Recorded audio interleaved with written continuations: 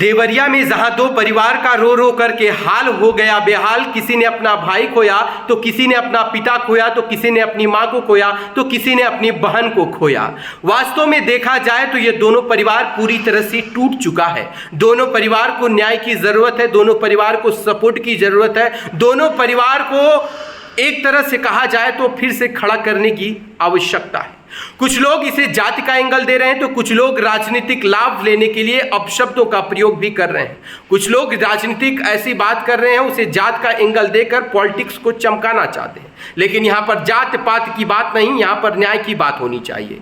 कुछ लोग कह रहे हैं कि प्रेमचंद यादव का मकान गांव समाज के जमीन पर बना था। मैं मानता हूं बना भी था, लेकिन उस दौर जब वो बन रहा था और वहां के जो आला कमान के अधिकारी थे जिनको ये जिम्मेदारी दी गई थी कि कोई गांव समाज की जमीन पर कोई अवैध निर्माण न करे, वो अधिकारी क्या उस वक्त सोए हुए थे? और सत्यप्रकाश दुबे का मुकदमा और प्रेमचंद यादव का मुकदमा कोई 4 दिन से शुरू नहीं हुआ था। एक लंबी रंजिश चल रही थी जो लंबे समय से, और क्या पैमाइश होती थी, आला कमान अधिकारी जो आते थे क्या वो सही निर्णय लेते थे? कई लोगों का आरोप यह भी था कि अधिकारी आते थे, पैसा खाते थे और चले जाते थे, निष्पक्ष जांच नहीं होती थी। ऐसे में देखा जाए तो इसके लिए जिम्मेदार कौन?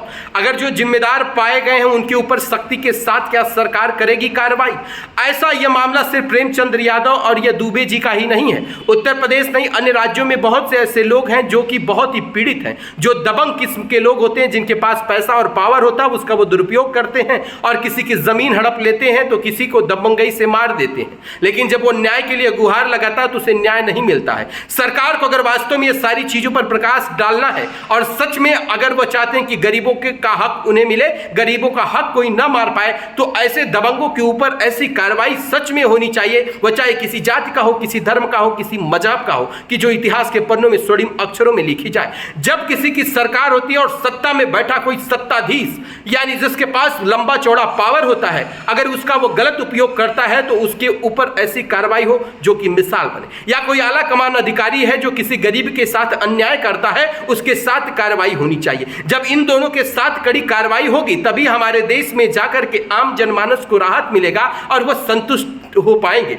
गरीबों के साथ अगर अन्याय होता है तो मैं भारत सरकार से आग्रह करना चाहता हूं कि आप इसकी निष्पक्ष जांच कराएं और कोई एक ऐसा पोर्टल लॉन्च किया जाए जिसमें सच में जो पीड़ित है उसकी पीड़ा को सुना जाए और उसे पीड़ा को तुरंत जगह पर खत्म कर दिया जाए। क्योंकि जब पीड़ित की पीड़ा कोई सुनेगा और उसे राहत मिलेगी और कोई उस पे उसकी ज़मीन पर कब्जा करे या फर्जी मुकदमे कर रहा हो, ऐसे बहुत से लोग हैं कि लोगों को अपने ही घर में रहने नहीं दिया जा रहा, उनका घर ज़बरदस्ती कब्जा कर लिया गया। फर्जी पेपर दस्तावेज बहुत से ऐसे सोशल मीडिया पर, फेसबुक पर आते हैं जिसमें फर्जी दस्तावेज के माध्यम से दूसरों के घर पर कब्जा जमा लेते हैं लोग।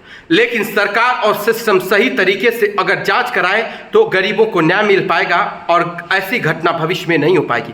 राजस्व विभाग में तमाम ऐसे मामले चल रहे हैं, जमीनी विवाद चल रहे हैं कि जो बहुत बार ऐसे खूनी संघर्ष हुए हैं जो कि भारत के इतिहास में कई बार इसका वर्णन भी किया गया है। तो सरकार को इस पर प्रकाश डालना चाहिए और किसी को न्याय देते समय जाति का एंगल नहीं, धर्म का एंगल नहीं, जो सही है सही और जो गलत है गलत, उसका एंगल देकर कार्रवाई करना।